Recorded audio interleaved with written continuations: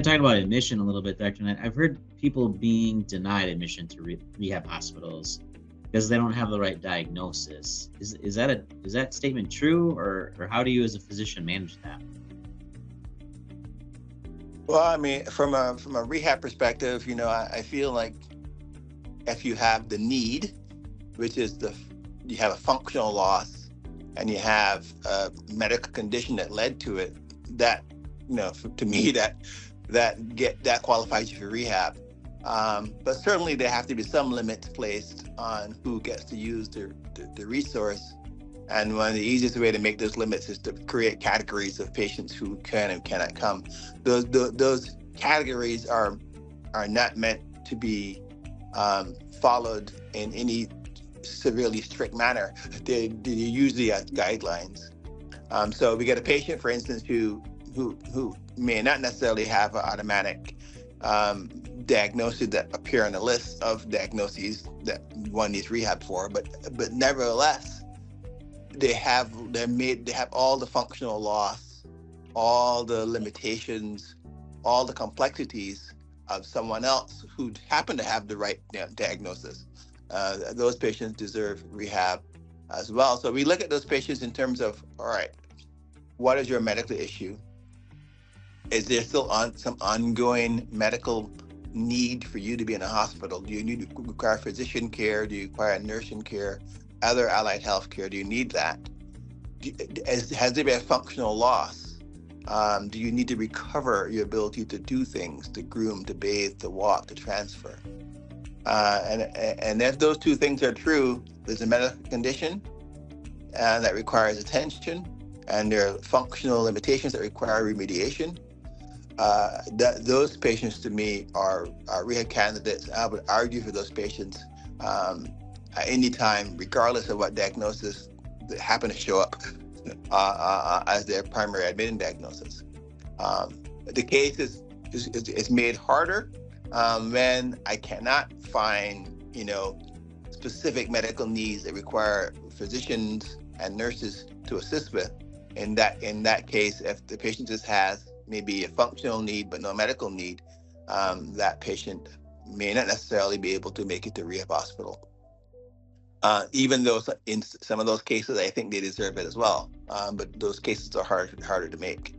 All right, thanks, Dr. Knight. Kind of following up on that, one thing that you hear as people look more and more into the industry of inpatient rehab, they talk about a 60% rule. Is there anything more you want to add on a 60% rule to admission under the Medicare regulations? Well, the 60%, let's understand historically where that came from. At some point, there had to be some lines drawn to decide what's an acute care hospital versus what's a specialty hospital. And rehab hospitals and rehab units are designated as specialty hospitals. And so there are some rules drawn just to be able to designate them as such and make them different from other settings. Not that wouldn't be. And one of those rules was to say that your patient population, at least a certain percentage of them, it used to be 75%, it used to be 70%, now 60%. A certain percent of those patients must be made up of patients with particular diagnoses that are more, and those diagnoses are the ones that usually have more complex functional limitations. So they may include strokes, hip fractures, used to be burns, amputations, head injuries, spinal cord injuries. And so the categories change quite a bit, but 60% of those patients, of your patients in that hospital, must consist of these diagnoses. That leaves, another 40% or more than a third of those patients who may not necessarily have a hip fracture or spinal cord or brain injury or amputee or burns or those diagnoses. There's still room for those patients in the rehab hospital. But that rule is meant not to eliminate patients, but just to be able to distinguish, the population of patients that are in a rehab hospital versus the population of patients who are someplace else. Right. Okay. Excellent. Let's talk a little bit about insurance or payer source. is there a disadvantage or an advantage to having one insurance versus the other in an inpatient rehab hospital, or is things kind of on an equal playing field as far as how the care is delivered? Well, I've been here long enough to know that things change all the time. Things are always changing, and they're always. I think it is more streamlined for us if we are the gatekeepers, and we are said that my job as the gatekeepers to make sure that the patient qualifies for inpatient rehab, meet the criteria, but in some insurance companies they have gatekeepers are their own, where there's not up to me as a gatekeeper. They're the gatekeepers, and they decide who needs or not need to come to rehab. Sometimes the difference is I'm a rehab specialist and who make those kind of daily decisions every day about what goes on in a rehab hospital. And many times, some insurance companies, not all of them, but don't necessarily have a rehab doctor in that same position making those same decisions. And so they see patients differently. And because they see patients differently, they come to different conclusions. So I would certainly say if it were up to me, if I'm going to have someone try to make a determination whether I need to go to rehab hospital or not, I would like that person to at least have some knowledge of what rehab hospitals are and be a rehab specialist. I think that's, whether I could impose that on insurance companies or not, I think it should be a requirement. And it would be the same if I were a cardiac hospital or if I were some other specialized hospital, or orthopedic hospital. I would want the person making the decisions to be able to have some specialization in that area. So I know that some of the managed care programs have gatekeepers, and I know that it's sometimes more difficult to get patients in rehab hospitals when it's not straightforward, when it's not a simple story. And sometimes we as medical directors have to talk to them and do peer-to-peer reviews to help them understand why this case requires inpatient rehab because it has some special features. So I can't speak to one insurance company versus another because that changes all the time. But I do know the ones that require gatekeep some sort of some management of admissions. Those are generally the ones who would have who tends to kind of patients who are not obvious. They tend to say no to them, and then we have to go and spend some time and have a little bit of peer-to-peer discussion to get the patients in the hospital. Excellent. All right, thank you for that. So changing gears a little bit here, Dr. Knight. So as the medical director of the Milwaukee Rehab Hospital Greenfield, is there any specialized training or experience required to be the medical director? And I'll follow up with two parts to that. And then what else? So then if so, what attracted you to this field? What attracted you to rehab medicine? So two questions. Well, the requirement, there's no requirement to be medical director per se. I mean, the requirement is that you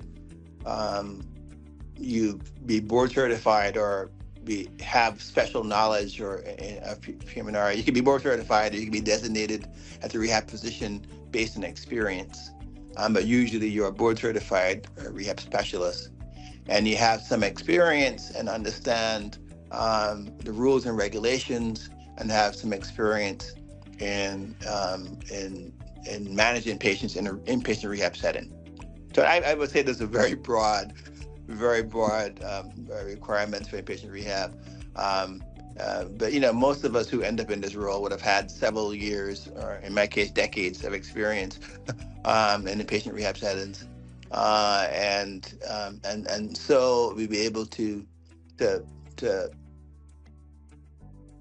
anticipate many of the issues and complexities that one would see while they're here.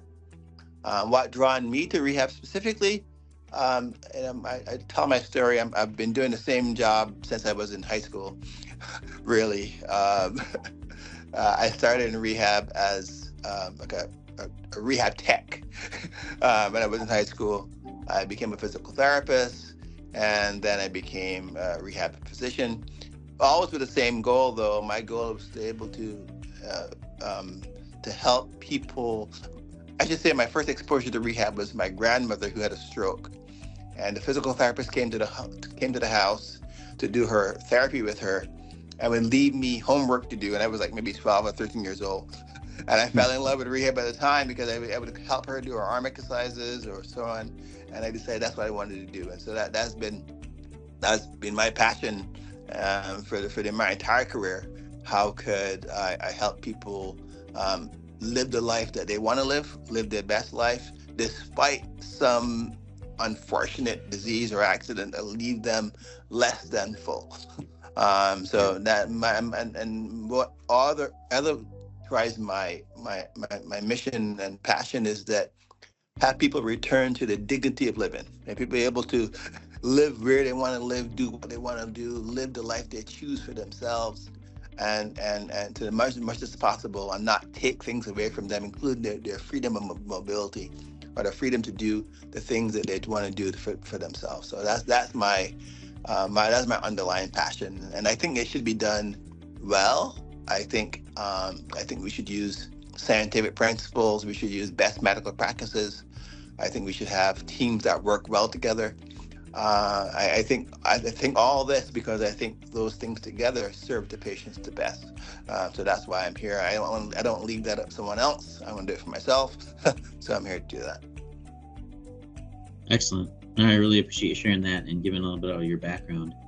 Kind of tapping off of that, I think after interviewing our own staff and bringing people on board and playing into our hospital company mission, vision, and our core values, I think you find a lot of it internally in our hospital is they have a similar story that kind of what brought them into the therapy world or the rehab nursing world. It was to had an experience with someone, a family member, a friend that led them down that path of I want to help people. So, and I think that's a common thread you see in a lot of places, but maybe even more uniquely here, it speaks to our core values of keeping that patient at the forefront. And that is what we try to do and develop that culture of helping others and get them back to a community discharge.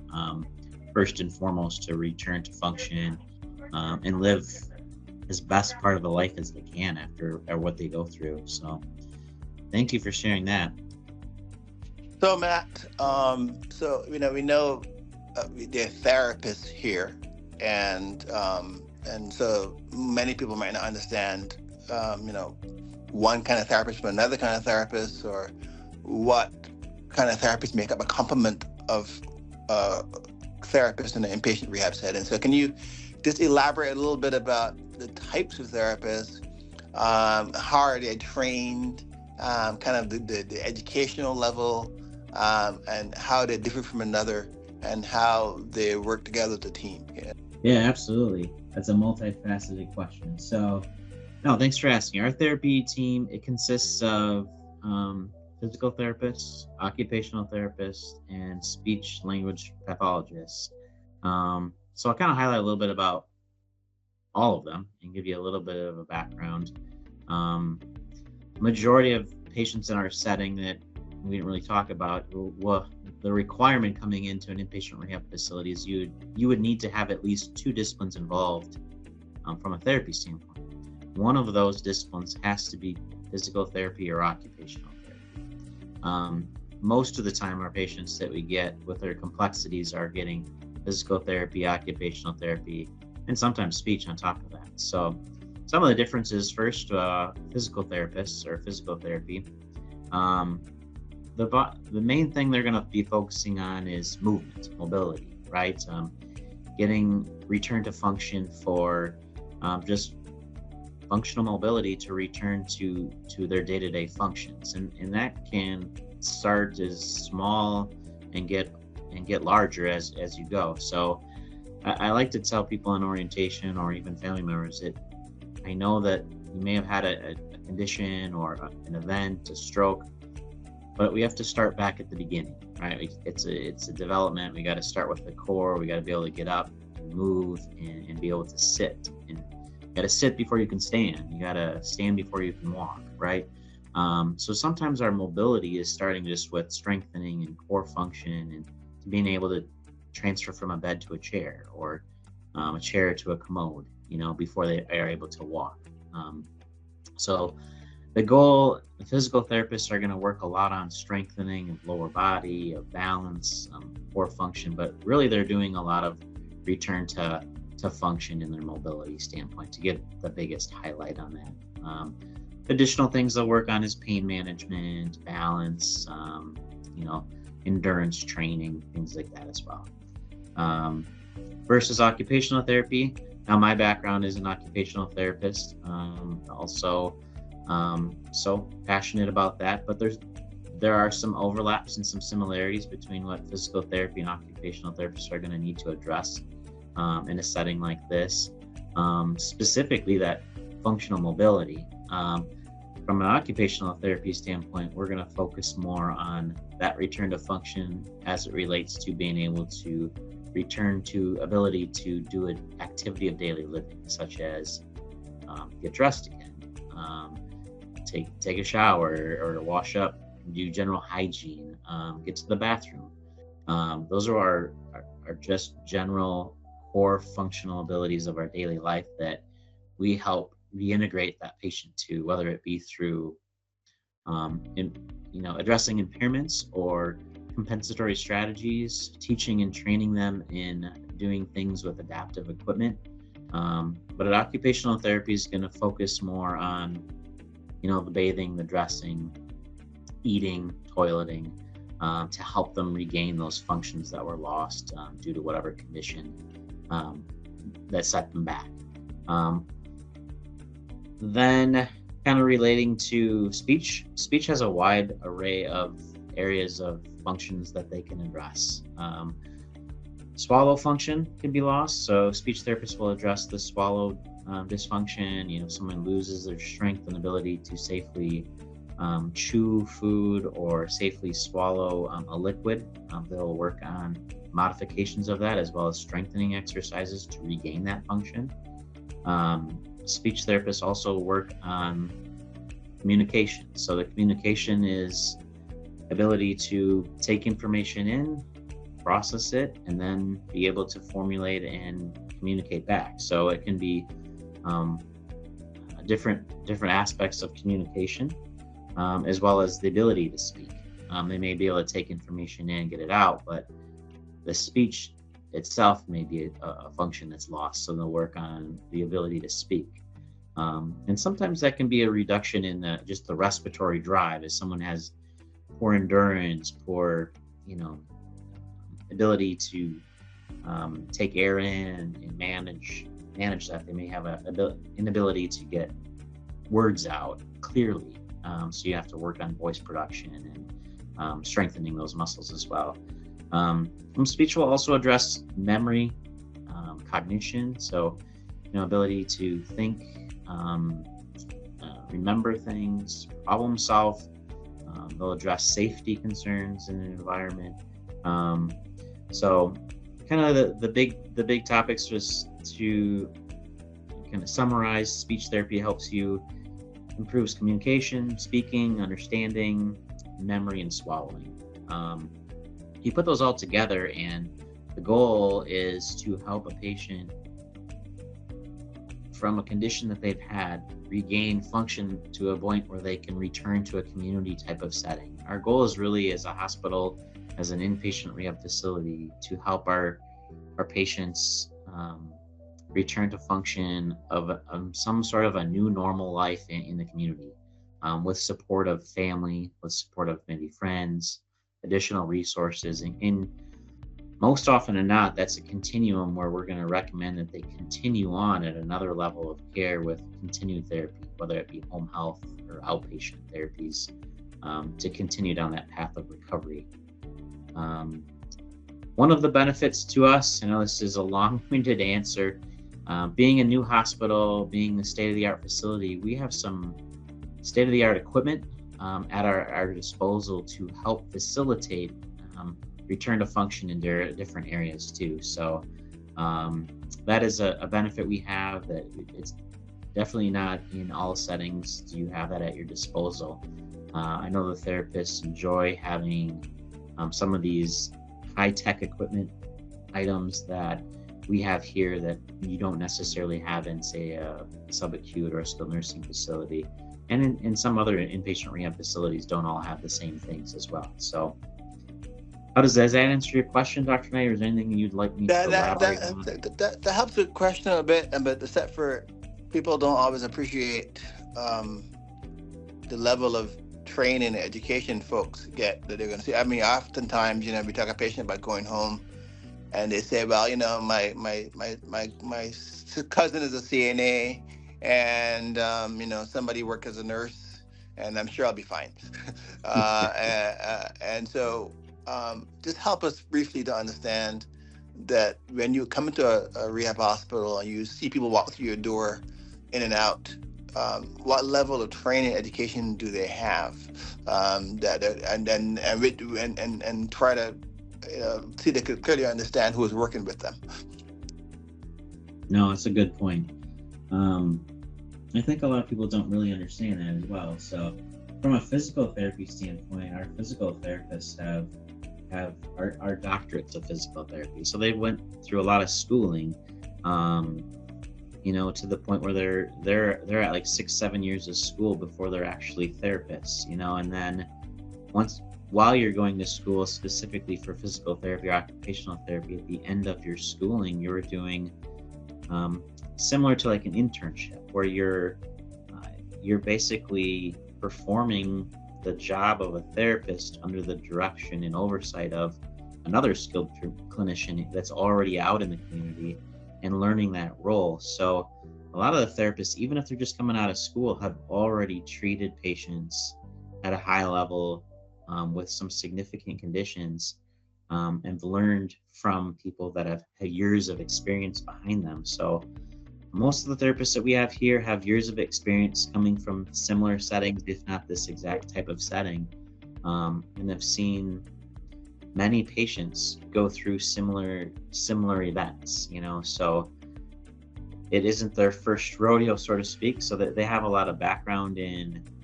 working with patients in different aspects of helping them return to function. Sometimes you're using your skills and your ability to think outside the box of how can we help somebody get home again in dealing with the environment they have. Kind of answering your question more directly, so a physical therapist has a doctorate's degree. Occupational therapists at current state are required to have a master's in occupational therapy, as well as our speech therapists have master's degrees in their fields. So they all have significant years of schooling behind them, followed up by clinical experience that's required in those schools to get them ready, entry level, to enter the profession, and then gain education throughout their work experiences on top of that. One of the great aspects of inpatient rehab is we're a teaching, training type of environment where we expect all of our clinicians, and as they're required by their professions, to get continuing in education every year.